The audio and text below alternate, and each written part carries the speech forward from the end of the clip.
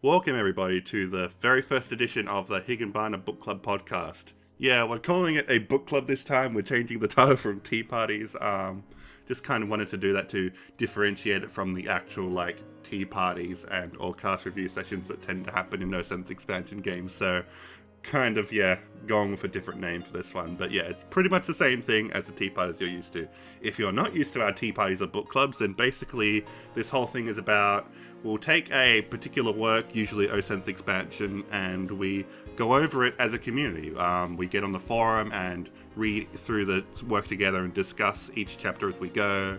We invite our community to produce fan works to celebrate the series, and we also record these podcasts at given times to bring together a select few people to really get in depth with the story, talk about it for an hour or two, and just kind of hang out and incorporate all of the discussion and fan works that have been happening over the week. Joining me this week, we have three people that are new to our podcast. So first up, I'd like to introduce FlareNetworkC. Hello, it's nice to be here. So can you tell me a little bit about your involvement with the community in O Sense expansion? I've read all of Yumineko, I've seen the anime of Higurashi and read chapter 1 of the VN, and I'm currently very excited to have read the first 3 chapters of Higanbana. Cool. And we also have joining us MagusVerborum. Hello. I'm here. It's a pleasure to be here with you all. Some of you may know him as one of the guys behind the recent Umineko Let's Play that we've been promoting on Rokkenjima. We do silly voices and we analyze everything as we go. And my friend doesn't know anything about the story, so it's fun to kind of lead him through. Yeah, I've been enjoying it a lot. It's definitely one of my favorite Umineko Let's Plays out there. But I'm just what's your involvement with O Sense expansion in the community? I mean, I've watched the Higurashi anime, and I'm in the middle of reading through the novel. I've read Umineko all the way to the end, and I've read up to chapter 5 or 6 rather, of Higanbana. Awesome. So you're a little bit ahead of the book club. I'm a little bit ahead. Oh yeah, I should have try and contain myself. I should have mentioned that we're discussing primarily chapters 1 to 3 of the first night here. So yeah, make sure you've read that before you come joining this podcast. And so we also have joining us Mr. Dent. Hi. So when did you get into O Sense expansion? 7th expansion. I keep saying O 7th expansion, and it's pronounced 7th expansion. I need to get that habit out of my brain. I continue. I believe that was 2012, 2011.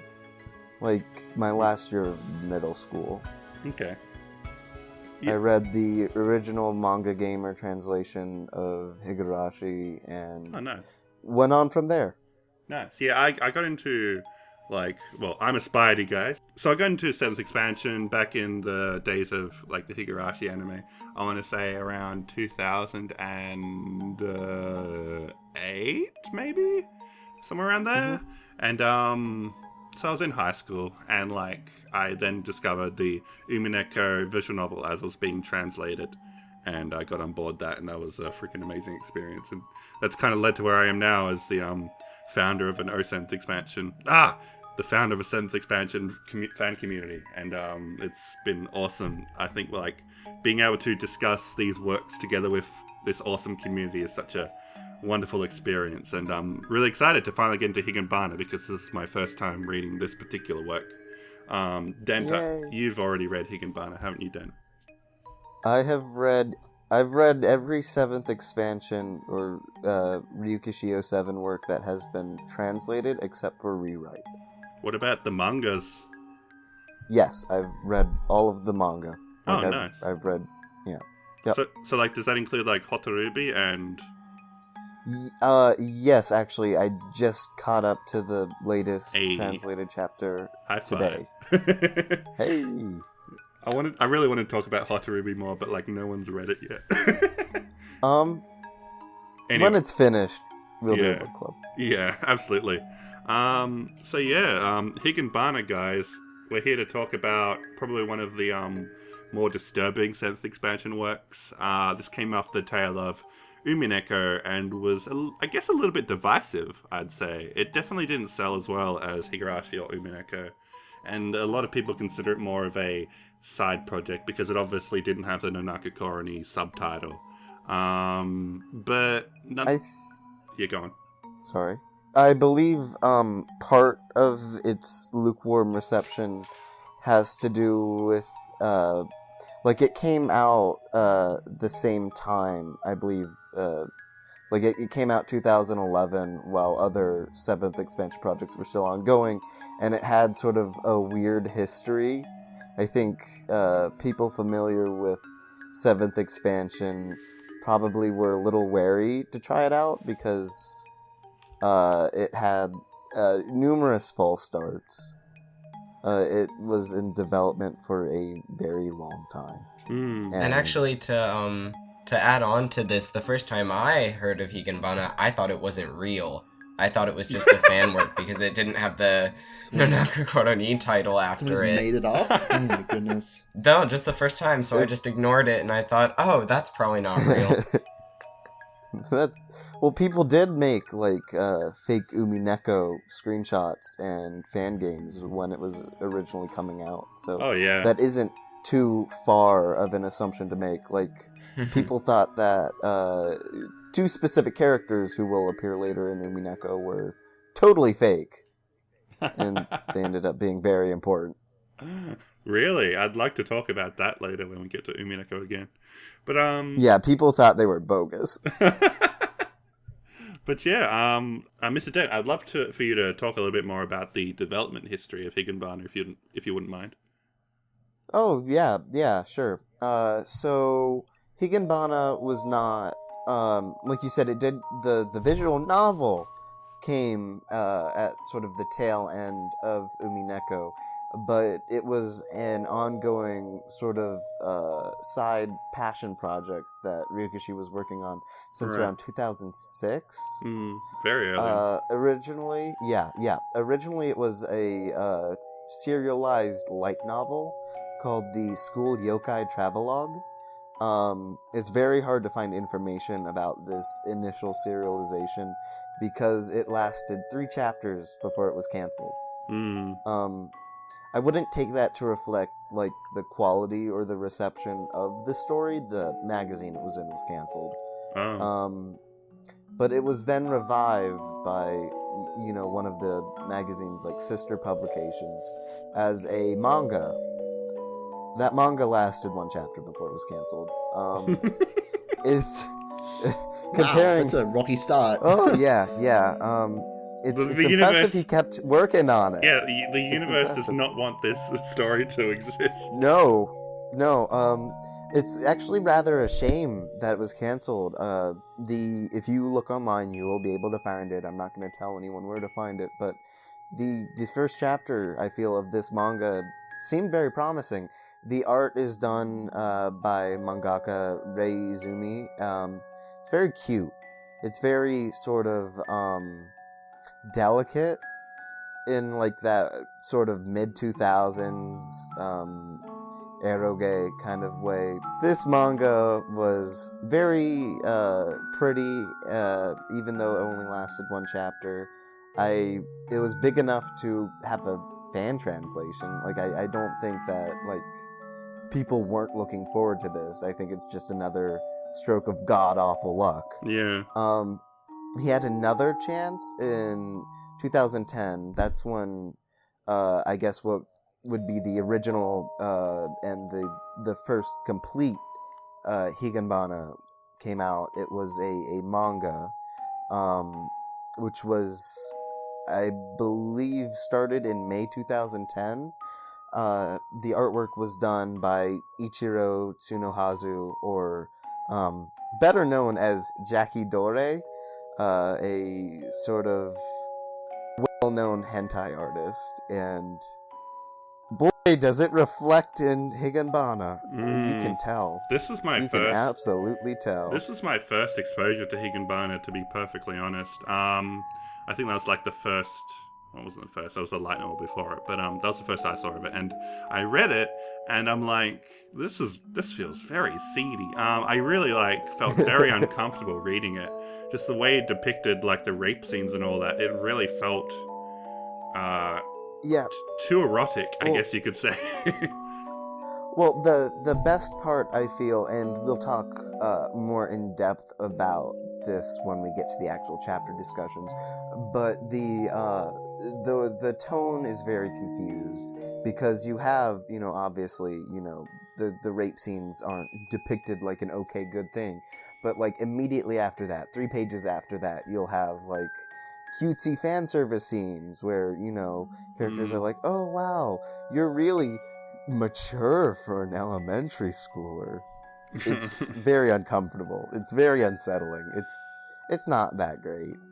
It lasted 6 volumes, made it through basically what we would consider the entire contents of the first night. The first night actually came almost more than a year after that, August 2011. It is an adaptation of the manga, not the other way around, which is a common misconception. You would think that the manga was the adaptation, because that's how it goes for the other 7th expansion works, but it's actually not. The visual novel is much... It actually features much brisker pacing. Yeah. Like, the story moves along at a much faster pace. This is something I immediately noticed when I first picked up Higanbana, is that it doesn't fuck around. It gets straight into the meat of the story. That's something that I think I've always criticized Ryukishi's writing on in the When They Cry series, is he takes a bit too long to get things started. But this is just he doesn't I do waste any believe time. it is a choice. Yeah, I I actually would think that agree. it's a stylistic choice on Ryukishi's behalf to start at least the When They Cry series with sort of a slower pace. Yeah, it's almost kind of the beginning of Higanbana and the way that Higanbana kind of progresses through especially the first chapter. Because I obviously noticed that as well, that, When They Cry series has very, like, up and down and slow pacing and lots of scenes that may matter later, but are still not, incredibly high tension. But Higanbana chapter 1 keeps the tension as high as it possibly can for the entire chapter. It's almost like he was experimenting with a different way of writing mystery novels, I suppose. Or horror novels. Isn't too much of a mystery in Higanbana, I feel. It's more just a take on, traditional Japanese ghost stories. And I found it really interesting that he was able to keep that pace up, because I didn't think he would be able to. And the fact that he can continue, like, character development and world building through that tension, I think is really cool. Yeah, I would definitely agree with that. I think maybe that could be why, he didn't give it that Nonaka Koroni, subtitle. But going back to that, because those first couple parts of both When They Cry works, it's very slow, and that tonal shift is definitely meant to be what drives that horror. And it makes the horror seem a lot more fantastical, whereas in Higanbana, the horror, he just gets right into the meat of it, and then the horror just feels so much more real because of it. Yeah, I always think of Higanbana as kind of like a reverse horror story, where instead of, like, throwing us into the daily lives of characters who get gradually sucked into the supernatural, except maybe with the second chapter it's a little bit like that. But anyway, like, most of Higanbana, I'd say, like, it's more from the perspective of the yokai. It's like a reverse horror story where we're starting from the abnormal, and, like, that's presented as the norm, and then we're looking at how it affects the more real world. Well, I wouldn't say that so much as, it begins... All 3 of the stories we'll be talking about today, at least, do begin with sort of a grounded in reality sort of premise, but they're not exactly happy. They are all, more or less about the school lives of these characters, and later on the yokai elements sort of become apparent, but it's not like a happy daily life sort of thing. I think the juxtaposition of, the horrors of the horrors of reality versus the more fantastical horrors is very much on purpose. Yes. I think it's very apparent that Ryukishi finds certain aspects of school life far scarier than the yokai are. Oh yeah, what was that quote? Like, the And so, without love for herself, Marie headed down the dark alley called Today. And that was just like, that was the quote of the entire chapter for me. That just, sorry, I'm skipping a bit ahead a little bit, but just like the whole idea of how the mundane can be the most horrifying thing of all. And I think that's really something that Ryokishi is really trying to push in this whole work, is that there is supernatural stuff going on. Like, we can't sugarcoat that, but the way that the supernatural stuff is framed, it's kind of like an extension of the traumas of the real world. Like, I'm trying to... That's a interesting recurring theme with, like, how the supernatural or supposed supernatural tends to work in his works. It's always very belief oriented. It's always, even here, even with the yokai. You know, the other interesting thing is that in Higanbana in particular, I feel like the yokai feel a lot less dangerous than the humans do. Like, the things these humans do. And all three of these chapters feel like these terrible, horrible things that are really hurting these people. And then the yokai, they don't do anything. They just kind of chill and watch. You know, have a few beers. I mean, they feed off of it.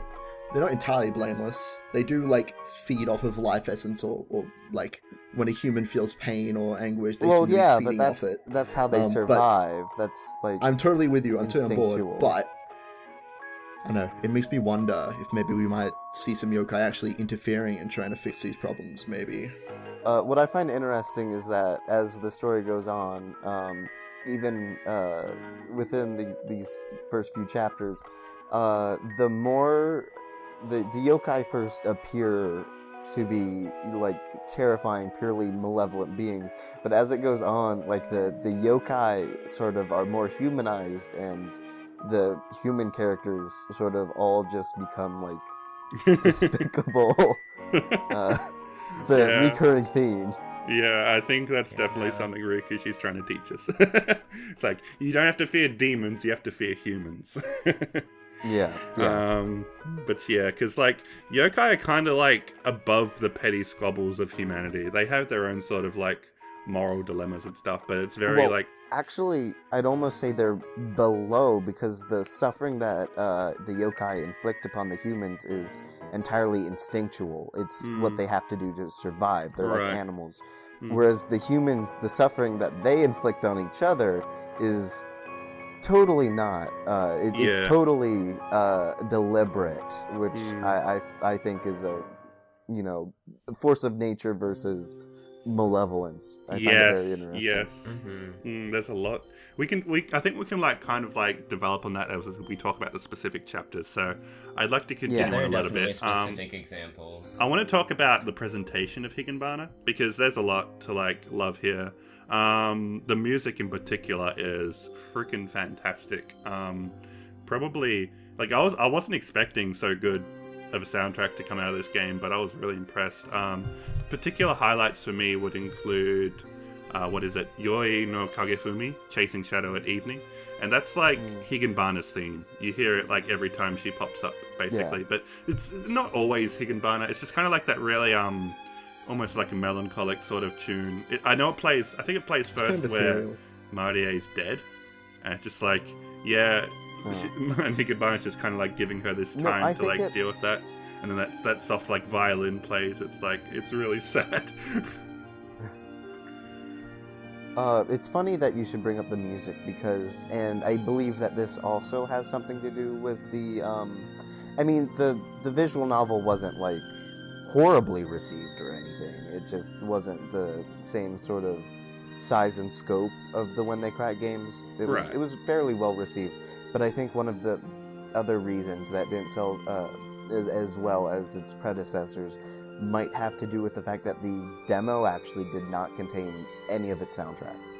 The demo released for Higanbana contained Umineko songs, which, I mean, Umineko's soundtrack is pretty dope, but I can understand why you would feel upset that this sound novel circle, which is well known and well regarded for their music, releases a game with seemingly no new songs. Of course, that's not true at all, why would they even do that? Why would they not release I don't believe newer music? Is it to like not spoil people for the full They probably release? didn't Or have it was ready. they hadn't got I the think it music was done yeah, on time? yeah. Maybe They they didn't have just it ready. wanted I guess to get them so. in a comfort I zone. just wouldn't release the Seventh demo. expansion is still very much a Dojin circle, even though that they had anime adaptations and manga adaptations and collaborations with like Key and Square Enix. It's important to note that they're still Dojin soft, especially in regards to how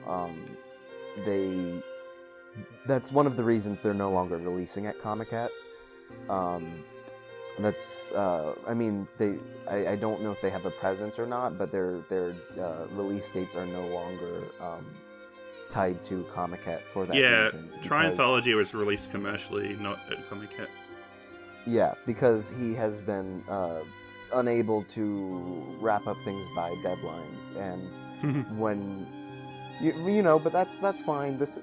I don't have a problem with that, but I think it's important to know, even though you think 7th expansion, you think Higurashi, you think Umineko, you don't necessarily imagine like an indie developer, but it's very important to keep that in mind, that they are still like, even with the hundreds of dollars they probably have. I mean, I just question why, as a sound novel, you wouldn't get the sound right before you show people your first impressions. That seems like a problem to me. Well, if Not that my we're here to theory is correct, judge- he was so horrified and embarrassed by the manga that he wanted to get this out as soon as possible, so people didn't think he was some kind of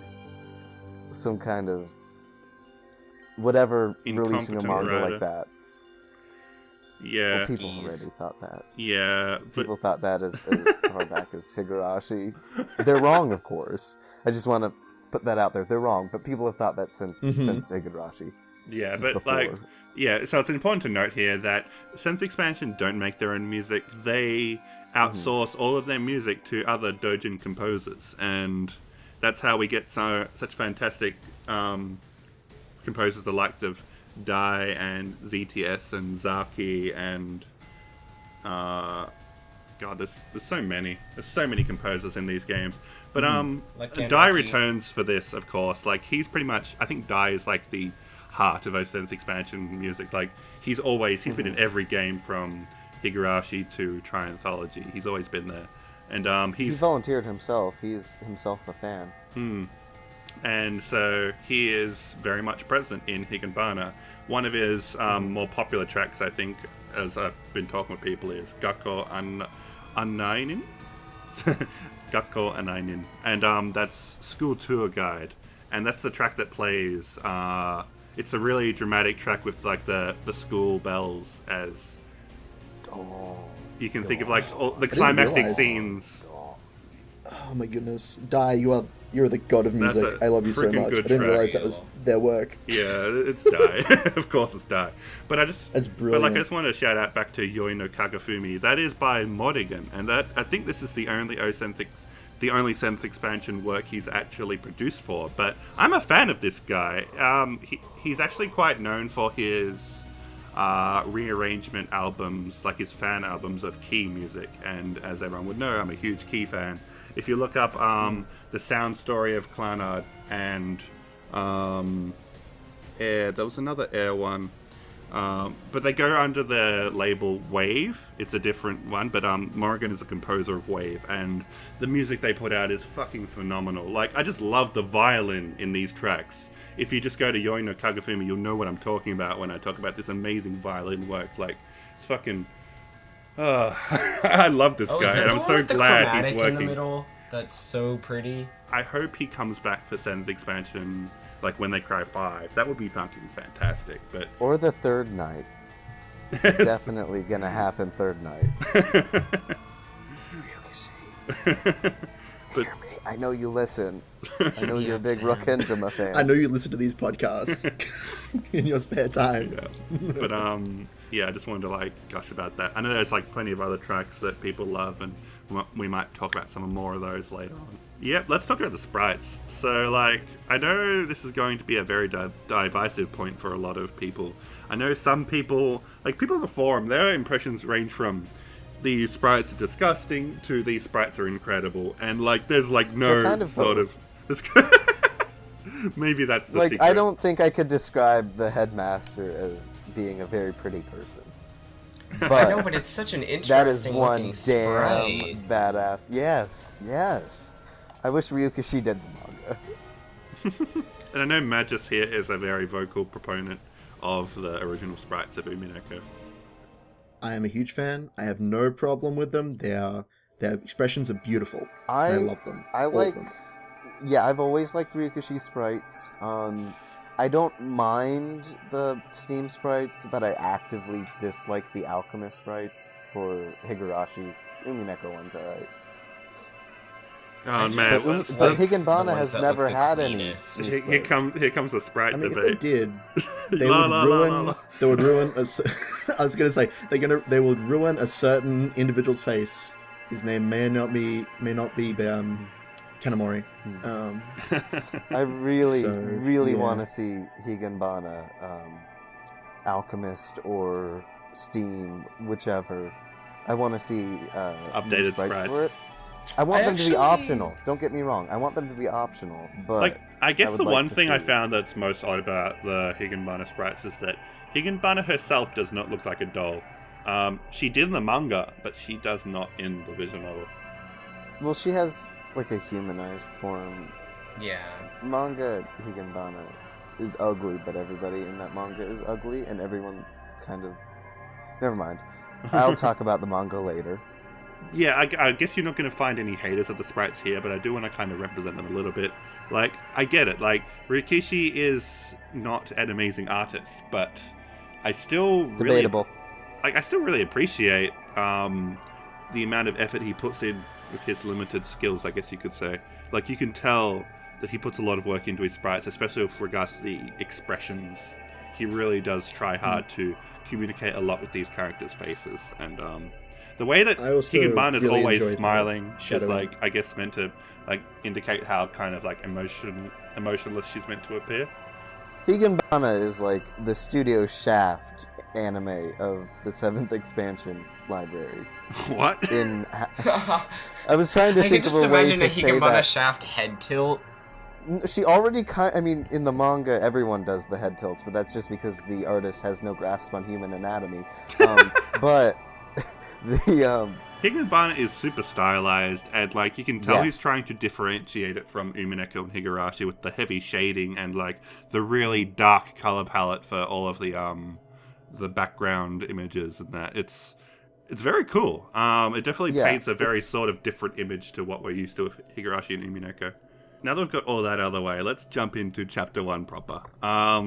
Now, from the very onset of this chapter, it throws you into a very uncomfortable scene from the very first screen, and it's just like, bam! It hit me like a freaking wall. I was so like into that, just how like he's not wasting any time. Yeah, Higanbana grabs you by the throat and doesn't let go. Yeah, that's a good way of putting the it. way I would pitch Higanbana. I'd say it's horror. It doesn't stop. It puts the pedal on the ground and it just keeps going until the final moments. Mm-hmm. It's such a bold like first move. So we open up on pedophilia and rape, which is a touchy topic to say the least. It's pretty bold of Yukishi to just open with that. There is no build-up. Yeah. There is no, character development. We're just thrust into this despairing situation. I always felt like this first chapter is the trial of courage. If a reader can get through this first chapter, then they'll have no problems with the rest of Higanbana. But it's just kind of like a test. It's a test. Can you stomach this? Are you okay with this kind of content? If you're not, then Higanbana is not for you. But if you can work your way through it, then there will be a payoff. That's basically kind of like the idea there. Mm-hmm.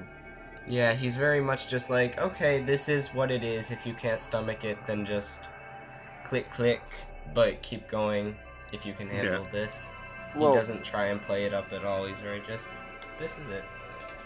I think one thing that sets Higanbana apart from, the When They Cry series that preceded it is how it doesn't even, it's very clearly a horror story and a horror story only. in terms of like there's no questioning whether or not the yokai I don't could or call could it not be horror. real. I don't really think of it as You don't call Higanbana horror? No, I think it's like it's much more of a psychological thriller than it is a horror.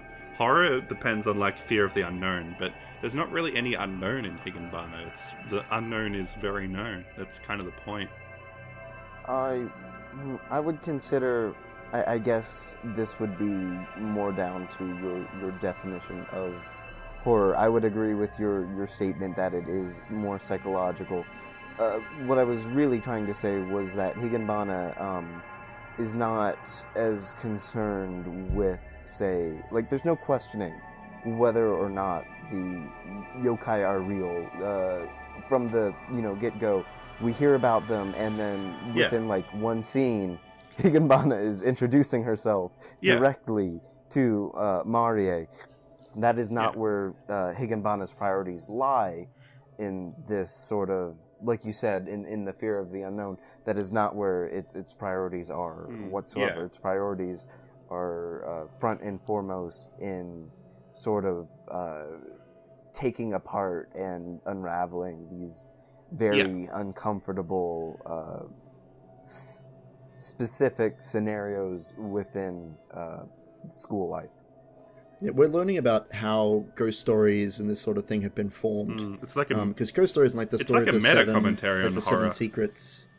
It absolutely is. The 7 secrets of the school is very like common thing in Japan. And I think that really the point of Higanbana is saying this is how ghost stories start. And I think that even though in the context of the story, in the forums I've argued a lot that you could take a perspective where the yokai don't exist. But I think that in the context of the story they do. But each of them kind of represents a different way of trauma affecting students at this school. Yeah, it's like I feel I do not. Yeah, like the Black Teeth Gentleman is the most obvious example of how like you can try and escape reality through fiction. We'll get to that in more detail, but like I feel like by the end of the story, each yokai is going to very clearly depict a specific trauma or tragedy that can befall you because of bullying or abuse or whatever. It's almost more tragedy than horror. Yeah. Like I don't think bullying and suicide and rape is horror. I think that's just tragedy.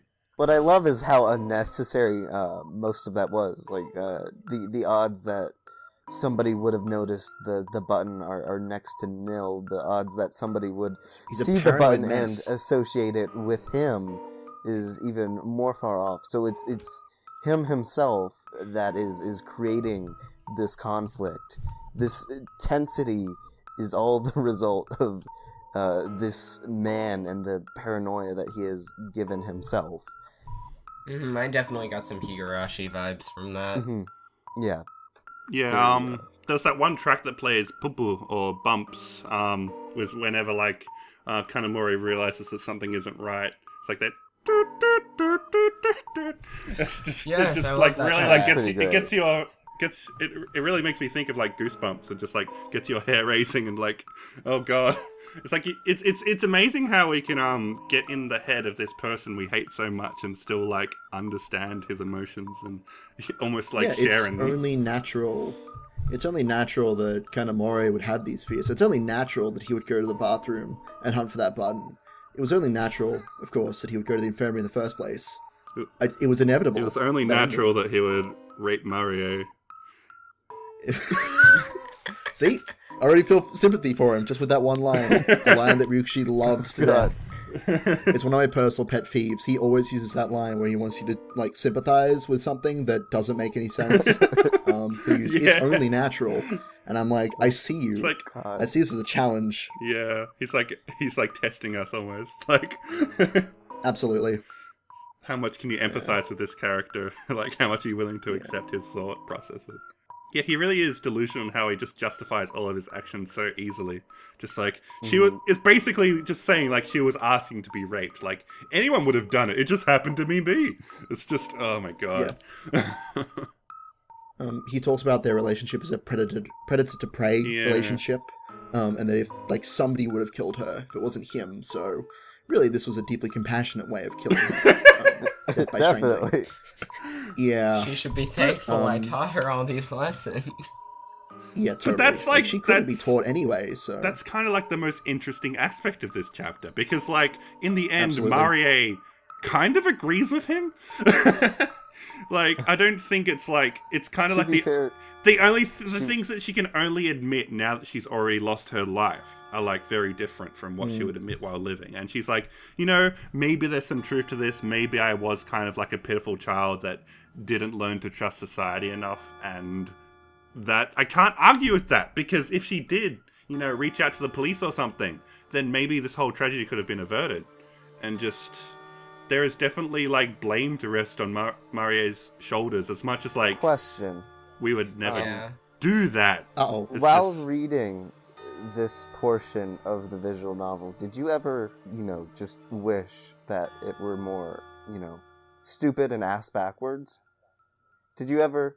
Because if you did, I have the manga for you. So I just want to bring up that in the manga version of Higanbana, in this specific scene where Kanamori you told me about. is... Oh yes, because I love this page. Because it's awful and makes no sense. But so, Kanamori is in the bathroom stall after having pretended to be Meso. Marie is there, and he is rubbing it in her face how basically she failed at life. And he repeats that. She failed at life while pulling out of his pocket a stack of hundreds of exam papers, which he tosses into the air, and then with 2 permanent markers in hand, draws a 0 on each and every exam before it hits the floor, while shouting, "You failed! That's you amazing. failed! You failed! 0, 0, 0!" Oh my god. That's some Death Note shit right there. Oh, That's if amazing. only. He took that potato chip and he ate it. Yeah. Yeah, it's pretty fantastical. Oh my god. Like, it's kind of like the manga was trying too hard to be Umineko, and it just kind of doesn't work in Higanbana. It was. There's this wonderful scene where after Marie is killed and she's talking with Higanbana, and Higanbana is sort of like taunting her. Where in the visual novel, it's this, if I'm remembering correctly, it's not a very long scene. It's very short, and it's sort of there to set up Higanbana and Marie's future relationship. Whereas in the manga, Higanbana turns from a doll into a giant Venus flytrap, and then bites Marie, and then swallows her, and then spits her out. And while she's in midair, Marie turns into a doll, and while she's in doll form, Higanbana like rips her apart and pulls her legs off. It's What? It doesn't make any sense. It's a little bit different in the visual novel version. I'm a bit lost. Well, I'm glad that they cut that out. Good grief. I don't think it was a cut it out sort of thing, because the dialogue was more or less the same. I think it was just the artist took extreme liberties. The artist. That said, there's a certain scene later on in another chapter we won't be discussing today where there is a similarly silly scene involving some small furry animals. But yeah. Well, I think that was kind of meant to be like dark humor. I think that was sort of meant to be. At least Higanbana found it very funny. It is. We can't talk about that yet, but we will when we get there. I know. I'm sorry. Think of this little teaser. But yeah, Stay tuned. just one little thing I want to bring up before we keep going is that the moment that Marie dies, it's just like, it's such a sad time. It's just Higanbana is just like, yeah, you're dead. I'm just going to give you a second to process that. And Marie's just like, well... And now you're in a septic tank. Marie's, at the bottom of a septic tank. And Marie's just like, well, fuck. At least I get to be a yokai, right? Well, about that... How much sadder would that be if Higanbana were a giant Venus flytrap and Marie were a doll? Oh my god. It's just like... That whole feeling of like, knowing that there might be some brief salvation in your afterlife, and then Kanamori took that as well. It's just like, fucking destroy Marie. But then, of course, she does get it back eventually. But I just felt the moment of like, it's like I wasn't sad until this point because I had hope for Marie that she'd get a happy ending. But when Higanbana says Kanamori took that too, I'm just like, oh my god, now I'm sad. Like, now this is really depressing. Kanamori is a very stupid teacher. I just want to say that real quick. Despair from the loss of hope you know, that's what really like gets me sad. But yeah, like it does come around, you know.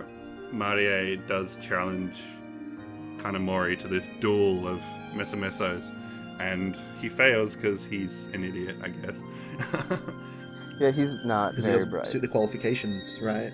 He opened the door on the true meso-meso-san, rather. Yeah, The rule. accepting that challenge was his Yeah. downfall. Mm. Well, he didn't know what he was getting into, I guess. Did we talk about this enough? Just like how, like, did Marie fail at life? She wasn't in the right frame of mind to have done anything else. You know, if it's only natural for her to be that, like, in that situation, and I mean that. Like, I'm not using that to be snarky when I say she is the product of her situation. Of course, Kanamori is right. What he's saying is true, but she's a child. This is elementary school.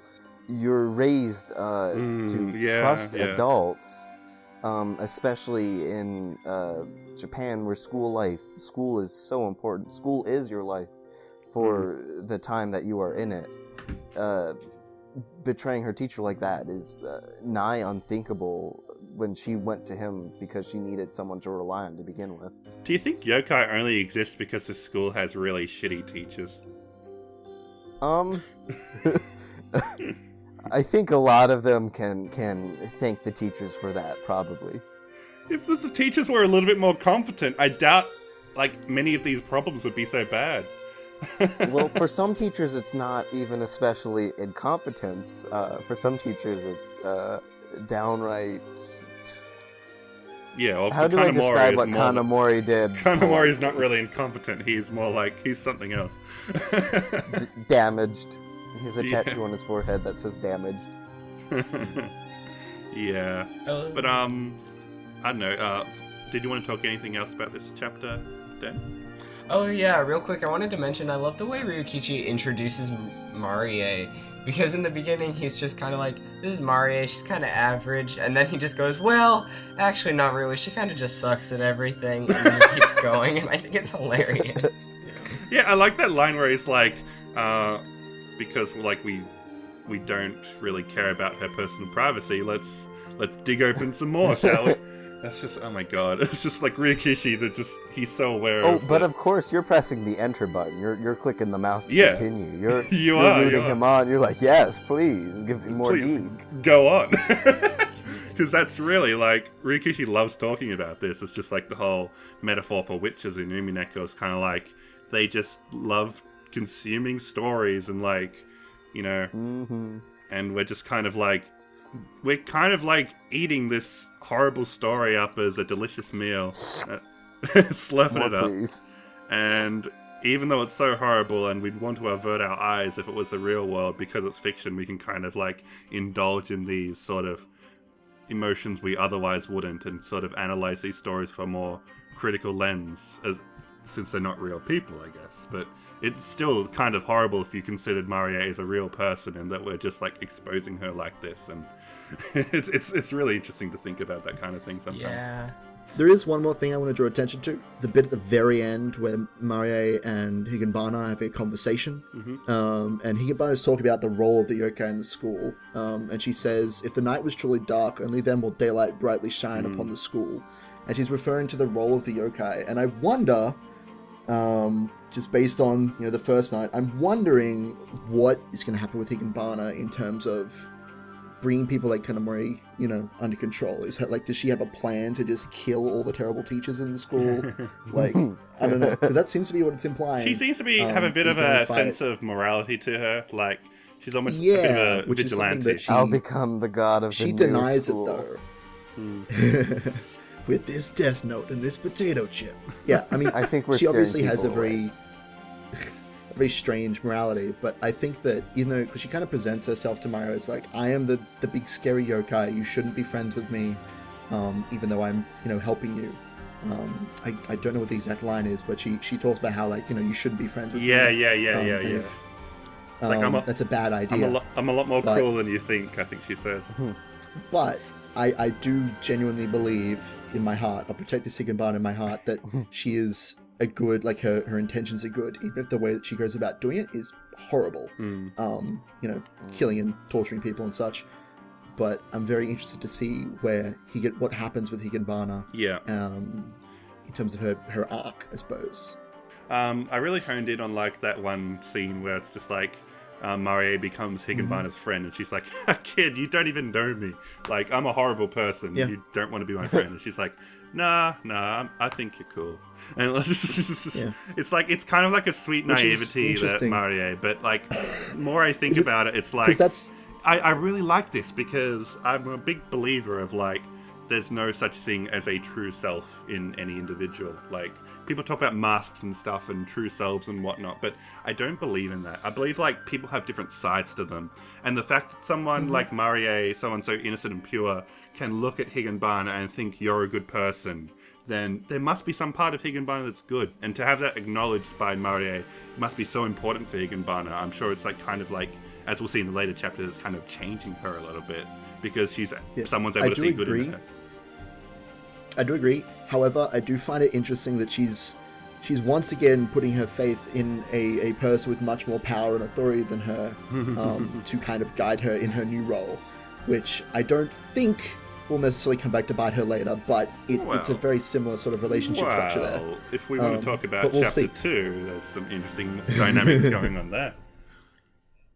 Are we good to move on? Yeah, I'd say so. Yeah. Actually, I would just like to tack on the end here that the ending of chapter 1 is such a tease, because I feel like it's very much setting you up for like, oh my gosh, now I have to find out about all of these yokai. Now I have to find out how they're connected to the school. I want to know everything. Yeah. And I feel like it's a great way to get you hooked on it and get you ready to read the rest of the stories. They end the story right outside the door to Classroom 13. Not Classroom B, Classroom 13, where all the yokai are. And Higanbana's like, yeah, you're going to meet him, and then it just cuts. It's so cruel. Oh. Well, I guess, like, it doesn't want to, like, put it... Because the story isn't really from Marie's perspective. It's definitely... She's more of an outside force, but she's kind of like a recurring character. And we get to see her develop from more of an outside perspective. And I think that's really cool. As we'll see in chapter 2. So, this is the story of Takeshi and his spirit camera. And... yeah, well, basically, like, this story goes in a few different places. Like, it starts off pretty innocent, sort of like horror story of like, I need to find out what's going on with this ghost girl entering my camera.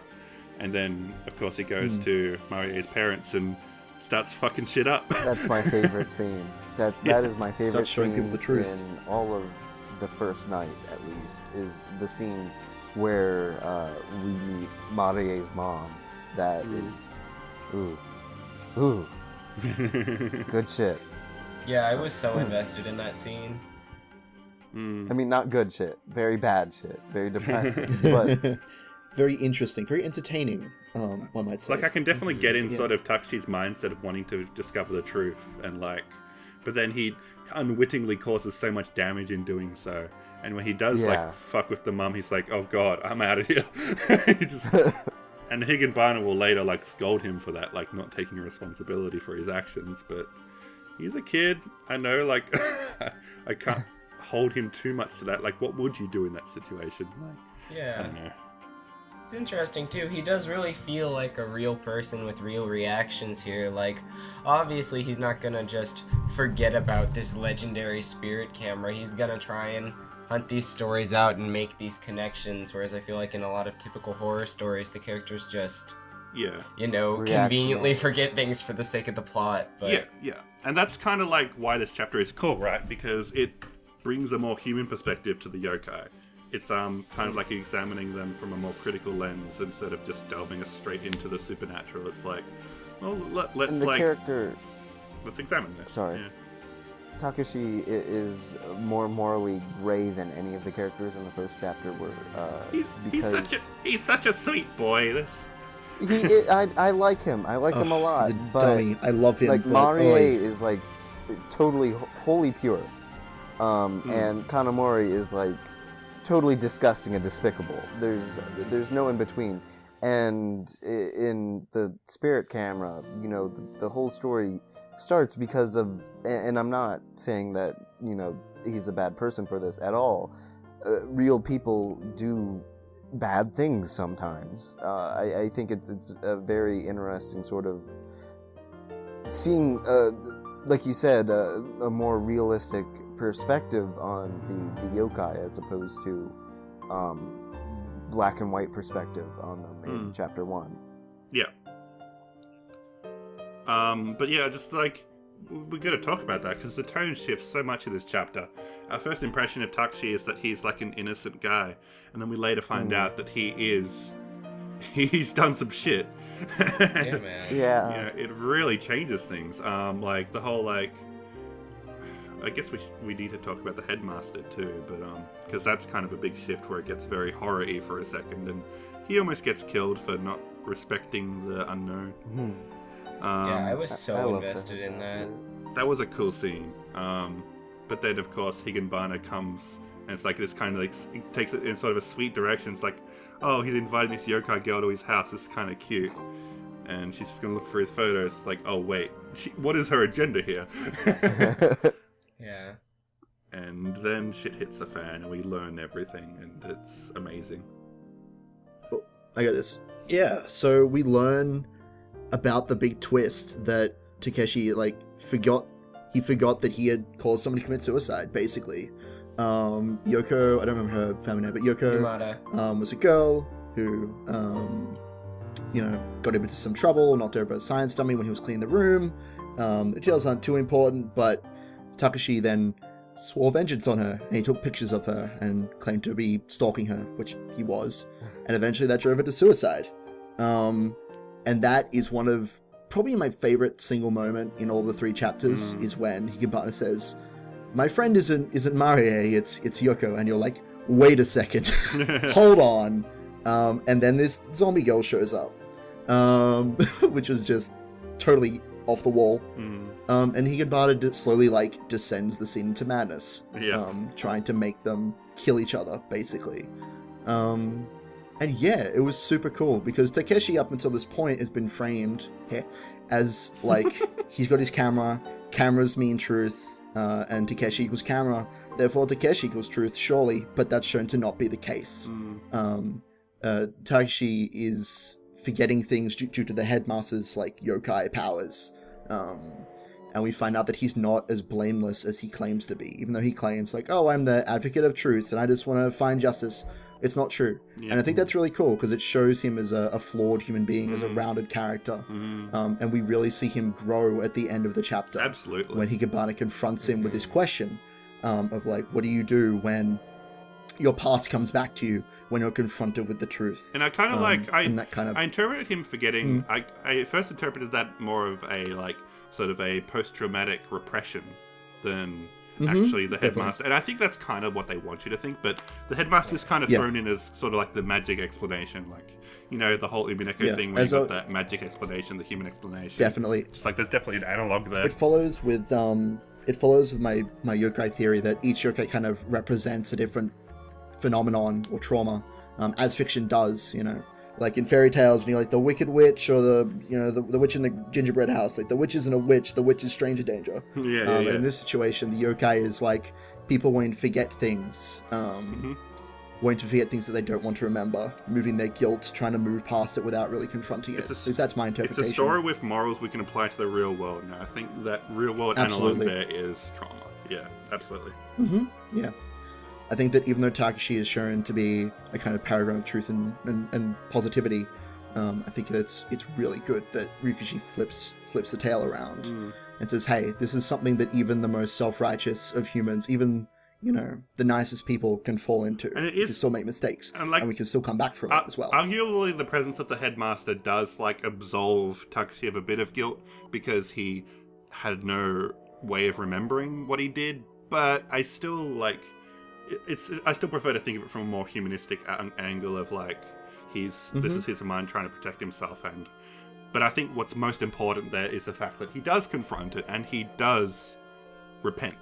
Yeah, which I think was all part of the headmaster and Higanbana's plan all along, but some people might disagree with that. That's my conspiracy theory. I think that Higanbana and the headmaster had this all set up from the start, and the headmaster was like, yo, I'm gonna corner Takashi in a dark alleyway, you're gonna come save him, and then I'm gonna ask him truth or peace. If he answers peace, well, then we'll just mind wipe him.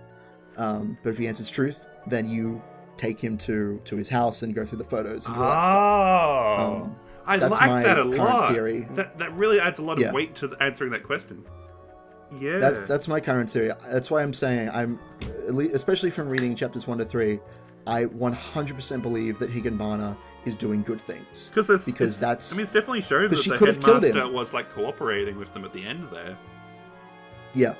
Also, Higanbana, when she goes to her, like, magic swell of death, she doesn't kill Takashi. No. And of course, the fight between the two yokai don't kill him. Like, I feel like if they are spiritual creatures of such great power, killing him will be no problem. Yeah.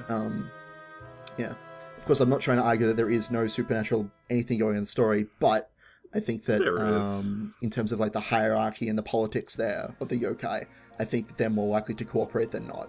I don't think that they're like such a scary force as what we're led to believe. Yeah. We also have the scene where, because Mario comes to the rescue, and I almost wonder if Higanbana's long-term plan was, this isn't really for Takashi's benefit, it's for Mario's benefit to like show up and save him. But that gets a little bit confusing. Yeah. Because she shows up and she, grows her arms big like tree trunks, which is super cool.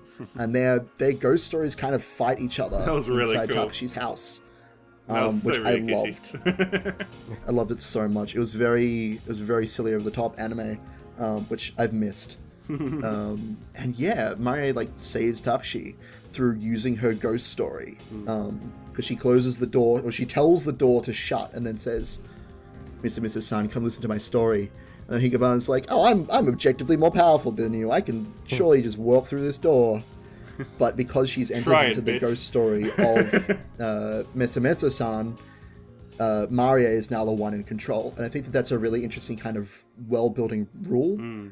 It makes me curious what the headmaster's like ghost story is, what the Black Tea Gentleman ghost story is, and how that kind of interacts with other ghost stories, if that makes sense. Well, we can talk a little bit about the headmaster. We'll see going forward. As someone who's finished, I'd love to. As someone who's finished the chapter, it gives you like little character bios for all the characters, and it mentions that the headmaster is based on like a school portrait that comes to life at night and like looks at people. Like if you've like watched, that explains the eyes. Yeah, from a more like Harry Potter, like a Western perspective, if you've like seen Harry Potter, that seems to take a lot of influence from like Japanese ghost stories. And it's super cool. I guess like Japanese ghost stories are kind of like permeated throughout the world now, and like Hanako of the toilet is obviously the metaphor for Meso, what that's based on.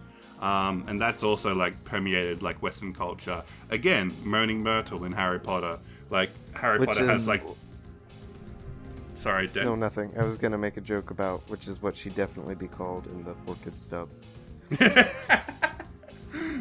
But yeah, like the whole like portraits watching you, like when you're not looking, like that's a very common thing, and I think that's kind of a very primal fear of when you're like in a dark room with portraits around you. Like you sometimes look at the portraits and you're like, was that looking at me? Like it's just a very primal fear people have, and I think that's definitely what's reflected in the headmaster here. That's who he is. He was probably like an old principal of the school that's kind of like become its own horror story, and it explains the eyes all over his character design. It's just he's always watching and I waiting. Love his like design. I mean, even when you first encounter him, it really gives that similar sort of feeling. It's just like he's just there watching me. It's like he's just standing there. It's just like wherever I go, he's always watching me. It's just, yeah, it's definitely tapping into that sort of similar fear, which is really cool. I think it's an interesting sprite choice too, that if you notice, he doesn't have any pupil in his one eye, and then the other eye is covered by a monocle. So the two places that you would normally expect to see eyes are the two places where you don't. Yeah. And I think it really adds to that whole ghost story aspect, and it's really interesting. He's such a cool design. I love him.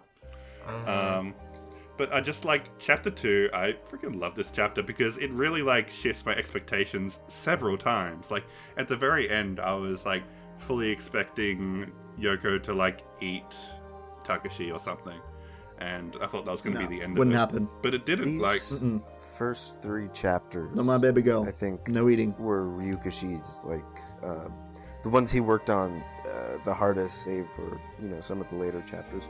Because these 3 reappear in every incarnation of this story. They were here from the initial school travelogue days. They're the stories that are they're the only stories that were in the published novel. I think that his specific image for this series very much started with these, especially the first 2. I think are very important, especially in correlation with each other, and how they sort of set up his vision of the school, how the rules work. Yeah, because just it's so cathartic to see that he actually he tries to apologize and Yoko forgives him and they both forgive each other, and it's just oh, I nearly cried. It was really, really emotional, and just the fact of being able to be forgiven for killing someone is just wow. It takes a lot of inner strength in these people to reach that sort of conclusion and reach out to each other. It reminds me a lot of spoiler stuff from other Osen's expansion work. Well, I also here that it's not a granted, which makes it feel so much more meaningful after the endless false hopes in previous episodes, like you said. The fact that we actually get something actually goes fairly well. I mean, not perfect, but fairly well for once. Exactly. I was fully expecting this story to be depressing, but this chapter is kind of like a breath of fresh air. It's well, maybe it's not all so bad. Maybe there is hope, and that's just so rewarding. It's funny because it made me expect chapter 3 to end all on the up and up too, and then nope. I was on the exact same page as you. Very interested in the ending of chapter 3. On the note of chapter 3, I feel like this chapter further subverts our expectations yet again, because it doesn't end on a happy ending, it doesn't end on a sad ending, it almost doesn't have an ending. You know what I mean? It's kind of like an anticlimax. Well, it is an anticlimax, but I would say that Ryukishi had very pointed thoughts that he wanted to express. It may not be the most satisfying resolution, but my God, does it make a statement? Especially that face. That face. That face. Is that like a meme in Japan? I feel like it would be.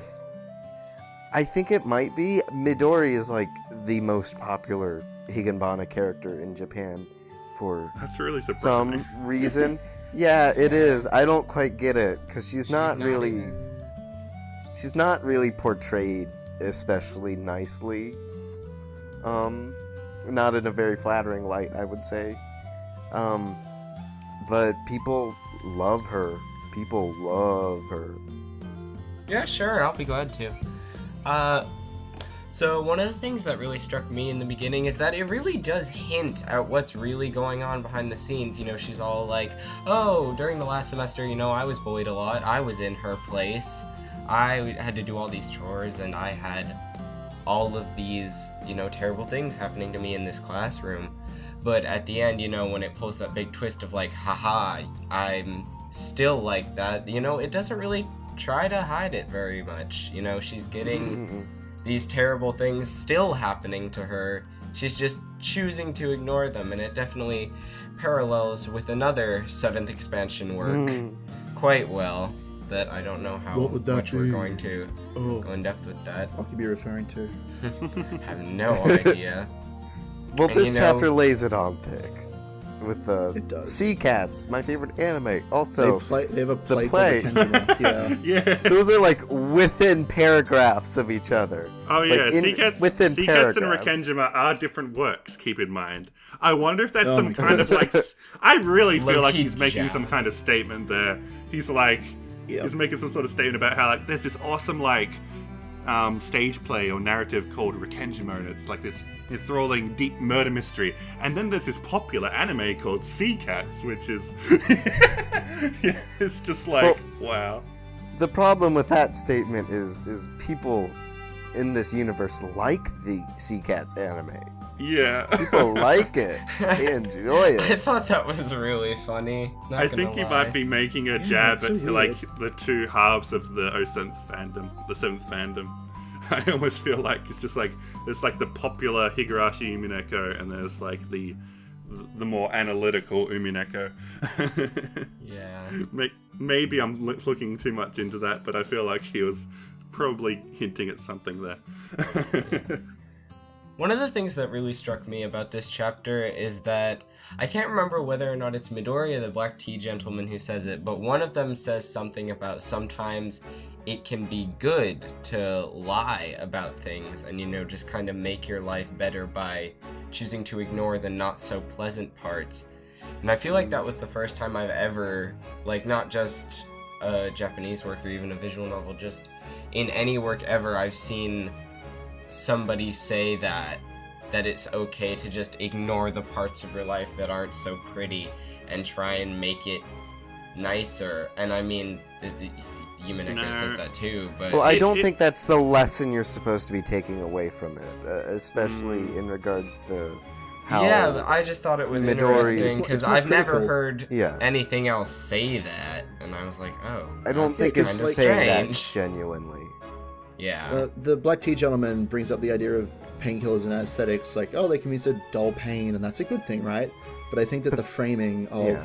his words is very much meant to be like, this is not a good analogy. Yeah.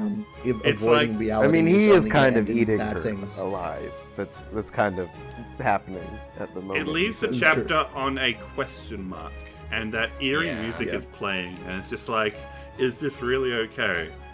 You Yeah, decide. it's a very abrupt ending as well. Like, it just ends on that face. Yeah. And Well, I kinda think the cuts the important thing title. is that it's like it might not have been the right thing, but my God, that was her decision. That was like they're not gonna take her out of that. It was her decision. She put herself Yeah, there. That's the cool bit, though, where, like, there's a debt that she has to pay because she's living in a delusion, but as long as she doesn't leave the delusion, she doesn't have to pay the debt, so she's just gonna stay in it forever.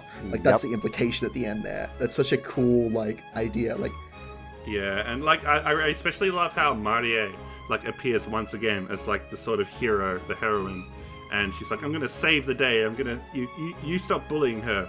You bad Yeah, but does she yokai." really know what she's doing? And then he She gives really her a doesn't thumbs know up. what world she's entered into now. Yeah, and then she does, and it's like, oh, I see. And there's just like the Black Tea Gen was like, yeah, maybe you shouldn't have beat me up. She's like, oh, I'm sorry. he's totally cool with it, though. He, like, anime flies through the air and gives her a thumbs up and a grin as he's flying. Like, yeah, nice hit. I love how confident he is. And I He's love such a fun Higanbana's character. attitude about this whole fight sequence too, and afterwards she's just kind of like, oh my god, oh don't do it, you just did it. And then she just doesn't even care at the end. Marie's It's just great. like she's portrayed as like a fill-in for the player, I think, in many ways. Because like Yeah. we're with her in chapter 1. In chapter 2, she's kind of like us, like trying to save the day. In Yeah. chapter 3, it's us trying to save the day, but not knowing what we're doing. It fails. Yeah. Yeah. Like you said, she might not be the protagonist, but I think she is meant to be the point of entry to most of Yeah. these stories. Yeah. hmm And I like that they paint her as such a flawed individual, that we know she's not going to be there to save the day, or maybe she will try, but she won't always accomplish it. You know what I mean? It's cool. It very much fits the realistic tone, the more realistic tone, I suppose, of Higanbana. Like, these are real problems. You can't just fix them by running in and punching someone in the face. Exactly, yeah. That's not how we. Yeah. That's not how we solve these problems. Like- Makes me wonder if Midori is going to come back and we're going to solve it somehow. But I do wonder. I'd actually be really.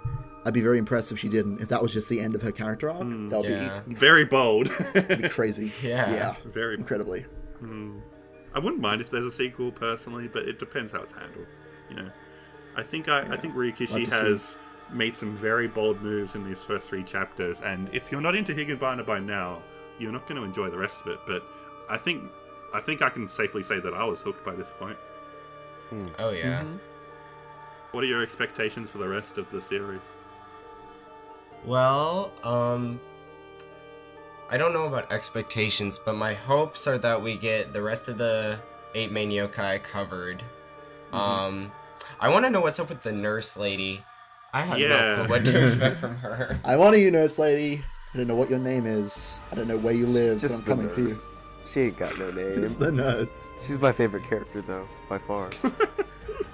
Another thing that's left me very confused so far is the kind of implications of these human deaths. Because, like, you know, Kanamori at the end of Chapter 1, Midori at the end of Chapter 3, they kind of are left kind of screwed, and we don't really get to see any of that real-world implication of, like... Well, I think it takes place in a crapsack world. I think that this school isn't just an extremely unfortunate school. I think this is kind of just the world that Higanbana lives in.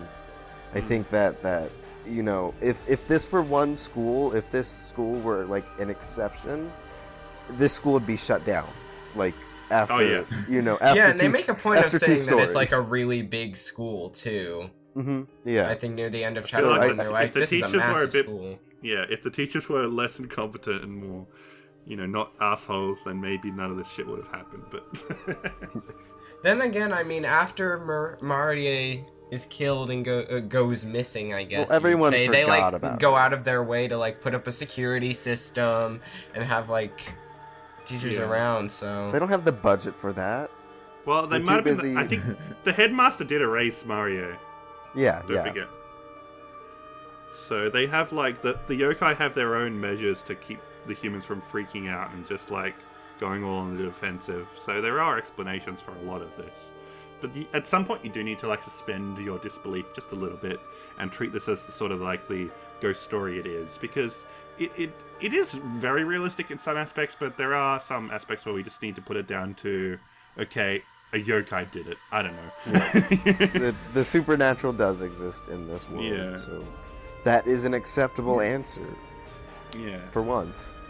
And we'll definitely Yeah, talk. the stories are much more simple, but I feel like that's that. okay. I feel like think. that's a theme we can talk a lot more about in the next podcast, because there's a lot of chapters which draw on that sort of analog between the yokai and the real world and how they kind of intersect. But yeah, so just a note, we also received fan art for this particular for chapter 2. I commissioned Suki Shoujo to complete fan art of Yoko and Takashi, and I'm quite happy with how that turned out. I'll put it on the podcast video sweet. if you're watching on YouTube, you can check it out there. Thank you so much, Suka. I really appreciate it. I've got some more fan art coming up for the later chapters as well, so there's lots to look forward to. Or you could just look on the fan art topic now and spoil yourself, but no, I'm very happy with the art we've got so far. If you are an artist and you're listening to this podcast and the book club hasn't ended yet, we would very much appreciate if you contribute something to the book club, because if you do, then you can win a prize. We've got these copies of the Miracles fanzine. If you don't have one of those already, then you can win one of those just for submitting some fan art. So get in there. I would love to see what people have on board for that. And even if you don't make art, we accept other forms of fan works like music performances and handcrafts and that kind of thing. So if you're into that, or even cosplay, photography, like if there's anything you can contribute to the book club to help make this a big celebration of Higanbana, I would very much appreciate it. And shout outs to everyone on the forum who's been contributing to the discussion so far. I really hope we can get some more awesome discussion happening for the rest of the first night, because there's some good chapters there that I really want to talk about. Yeah, I think that's everything. I can't wait for the next chapter, or series of chapters, I Sweet. guess. Can't wait for the next podcast. Might shift the podcast cast around a little bit, but some of these people will be returning, so you can look forward to finding out when soon. So, with that said, thanks for joining us, everyone, and we'll look forward to seeing you for the podcast next weekend. Bye-bye. Adios. Bye. Bye.